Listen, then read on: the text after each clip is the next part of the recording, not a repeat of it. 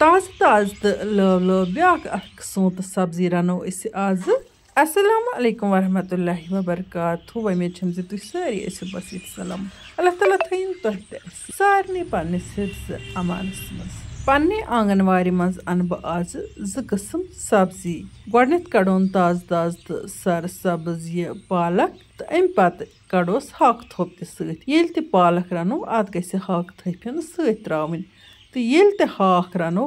तथ ते गसे पालक थैफिन सत त्रावन अम सच ये हाक या पालक सठे मज़ेदार गसान तूतः लजीज गसान जन वाजवानस मज रोनमुत चूंकि ओत्र पे रूद तो मौसम खराब तो यह पालक कड़ मे कह जेठियमस तो वन कड़ मे अत पत्र तुल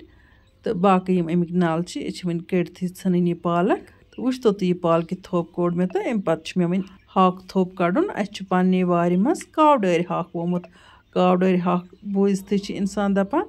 कर खेमो इस कावडर हाक तो अत लकट लकट पत्र तो अत दन आसान कह जन कशुर हाक यथ गोगल हाक या जमीन दूज हाक वनान तथ हाकस पे ज्यादा पहन पाक खन दिन तो यह हाक दस्ती पहन सनान बे अत दन तसान ज्यादा कह तो यथ हाकस हना ज्यादा पहन मज़ गसान तो प्रत कह अत हाकस पसंद करान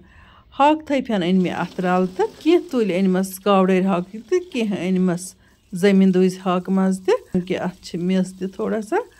तो इसलिए कड़ोस छकन जोर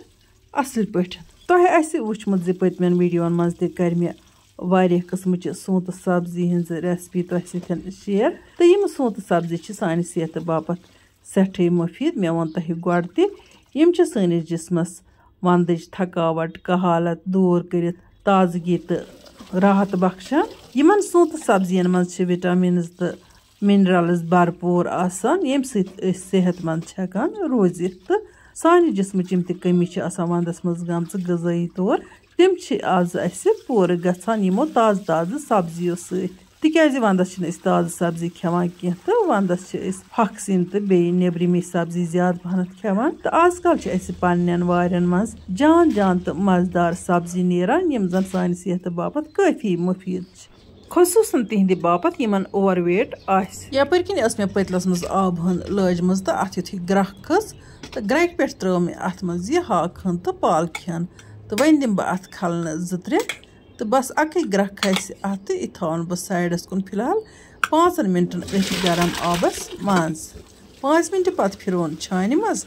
पे त्रोस तरन आब हन यह सिवन हूँ कड़ोस नेबर तो चीरोन बिल्कुल असल पे तुम वो गरम आबस मज त्राने बावजूद कचा सब्ज रोज यह पालक हन तो हाक हन पालक या हाक ये सिवन या 5 मिनटन गरम आबस मज त्रावन तम पत गस अत यह सिवन नेबर कड़न यह पूर पे चीरन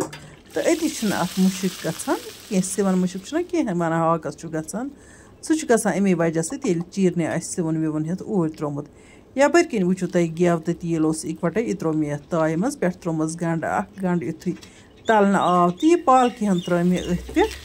तो अम पत दिम बह अत पालक तलन तलनस पे मे अत कह मसाल